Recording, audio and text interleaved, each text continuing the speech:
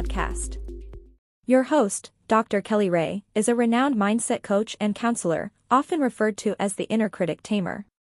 With a passion for guiding individuals through life's challenges, she specializes in personal growth and emotional healing. In each episode, Dr. KellyRae shares invaluable insights, practical strategies, and relatable stories designed to inspire you to take that first step toward positive change. So, grab your favorite beverage, settle in, and get ready to dive deep into meaningful conversations that empower you on your journey. Let's welcome Dr. KellyRae. Hey there, welcome back to another episode of Getting to the Root podcast. I am your host, Dr. KellyRae, and as always, I am so glad that you decided to stop by and spend some time with me today. You know, I've been thinking a lot lately about change. Not the kind of change we talk about casually. Not the kind of change where we decide to reorganize a closet or start a new workout routine or finally drinking some more water. I'm talking about the kind of change that alters the trajectory of your life. The kind of change that requires you to become someone different than you've been. Because here's something I've noticed. Many people say they want something different. A healthier relationship, a new career, more peace, less drama, more freedom, more joy, more passion, more abundance.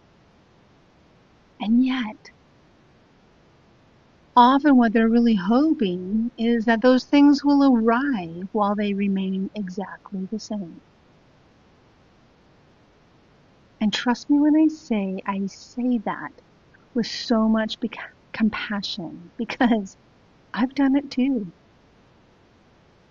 I've wanted different outcomes while holding on to the same beliefs, the same fears, the same habits, the same identity. But the truth is, the life you want often requires a different version of you than the one who created your current circumstances. And that's what I want to talk about today. So wherever you are in the world, grab your coffee, settle in, and let's get this conversation started. You know, one thing I've realized over the years is that many of us become versions of ourselves that help us survive. The strong one, the caretaker, the achiever, the fixer, the people pleaser, the responsible one, the independent one, the one who never asks for help. And often those identities form for really good reasons. Maybe being responsible created safety. Maybe being helpful earned approval. Maybe being strong helped you navigate difficult circumstances. Maybe being independent prevented disappointment. Maybe being successful gave you a sense of worth. And honestly, many of these identities serve us for a period of time. They help us survive. They help us adapt. They help us navigate life. The problem is that survival identities don't always know how to create thriving. And sometimes the very thing that once protected us becomes the thing that's holding us back. Because eventually life starts asking something different of us. Not more effort, not more control, not more proving something different. And that can feel incredibly uncomfortable. Because if you spent years being the strong one, who are you without that identity? If you've spent years being the caretaker, what happens when you start caring for yourself? If you've spent years being independent, what happens when life asks you to receive support? Those questions can feel surprisingly threatening to the nervous system because they challenge who we've learned to be. I think one of the biggest misconceptions people have around growth is that growth should feel exciting, exhilarating. And sometimes it does.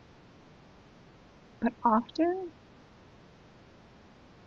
growth feels terrifying. Because growth isn't simply gaining something, it's also losing something. You lose certainty. You lose familiarity. You lose old ways of operating. You lose old identities. You lose versions of yourself that once felt safe. And that's why people can feel so conflicted. Part of them wants to change. Part of them wants to stay exactly where they are. Because maybe now they finally feel comfortable, even though they might be uncomfortable because there's a part of them that wants more. I remember years ago during the housing crisis, life was changing crazy fast. Income streams were disappearing. The future felt less certain. It definitely was uncertain. And somehow, instead of panicking, I found myself considering massage school. Now, what's funny about that is, I had thought about going to massage school many years ago. But the anatomy, the physiology, the kinesiology, all of that scared the hell out of me. I generally didn't believe I could do it. I didn't believe I was smart enough to learn that. So I didn't. Then life changed. And suddenly there was another opportunity. Not one I was necessarily looking for. Not one that I had hoped would turn up one day if I did enough. But that's what life does. It presents opportunities. And this time I said yes. Not because I was confident, and certainly not because I felt certain of success, but because something inside of me was willing to become someone different. And honestly, I think that's how growth often happens. Not because fear disappears, but because eventually the desire for something different becomes stronger than the desire to stay where we are. One of the things I've become aware of over the years is how often fear disguises itself as practicality, especially through how questions. How will I afford it? How will I make it work? How will I find the time? How will I know if it's the right decision? How will I manage it all? And don't get me wrong, some of those are very reasonable questions, but often they're not actually seeking answers. They're seeking certainty. And certainty is rarely available before action. I remember having a conversation years ago with someone who inspired me to think bigger. She was doing all these incredible things with her life. She was writing, she was creating, she was learning, she was growing. And I remember feeling this spark inside me. The desire to pursue a doctorate. Immediately, my mind began firing off questions. How will you afford it? How are you going to do that while raising a child on your own? How will you find the time? How long will it take? How? And honestly, those questions nearly stopped me. Because fear loves certainty. But growth often requires movement before certainty arrives. And looking back now, I'm so glad I didn't wait until I had all the answers. Because if I had, I never would have started. You know, when I look back over my life, the moments that changed me most weren't simply experiences themselves. It was who I became through them. The woman who escaped Poland wasn't the same woman who later attended massage school. The woman who attended massage school wasn't the same woman who earned her PhD. The woman who earned her PhD wasn't the same woman who eventually learned to receive support. And she certainly isn't the same woman sitting here recording this podcast today. Every chapter required me to become someone different. Not better, not more worthy, just different. More trusting, more courageous, more willing, more open, more aligned. And honestly, I think this is where people sometimes get stuck. They think they're waiting for life to change, but often life is waiting for them to change. Not because they're broken, not because they're doing something wrong, but because the next chapter requires different beliefs, different habits, different boundaries, different levels of self-trust. The future you're asking for may require qualities you've never had to develop before. And that's okay. That's part of growth. You know, I think many people spend years waiting until they feel ready. Ready to leave the relationship. Ready to start the business. Ready to write the book. Ready to travel. Ready to go back to school. Ready to have the conversation. Ready to trust themselves. But what I've learned is that readiness is often a feeling that arrives after action, not before.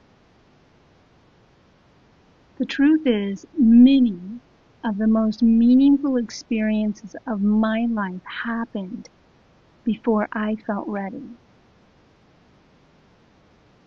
I wasn't necessarily ready to become a parent. I wasn't ready to navigate everything that followed. I wasn't ready to start over.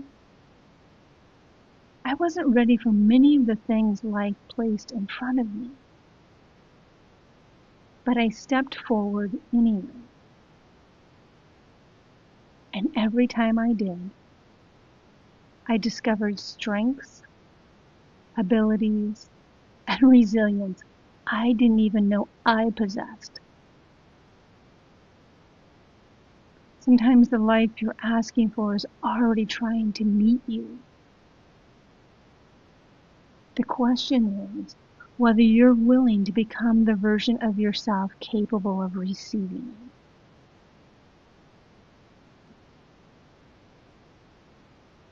So, if you're listening today and there's something you've been wanting for a long time, a dream, a goal, a relationship, a new chapter, a new different experience of life, I want you to consider something. Maybe the obstacle isn't that it's impossible. Maybe the obstacle isn't that it's too late. Maybe the obstacle isn't that you aren't capable. Maybe the obstacle is that the life you're asking for requires a different version of you than the one who's been operating up until now. And that's not criticism. It's an invitation. An invitation to grow, to trust, to challenge old beliefs, to question old identities, to become someone new. Because the life you want may not require more effort. It may require more courage, more honesty, more willingness to let go of who you've been. Thank you so much for spending this time with me today. And wherever you are in the world, please know I'm sending you so much love, encouragement, and support as you continue to get through your week. Be gentle with yourselves this week. Growth doesn't always look like moving forward. Sometimes it looks like releasing the version of yourself you've outgrown.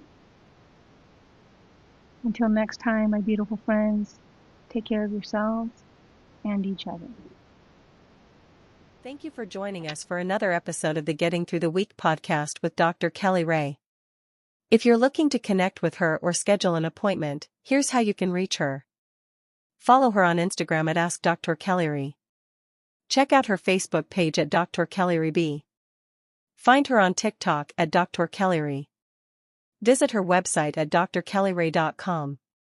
Or send her an email at drkellyrae@gmail.com.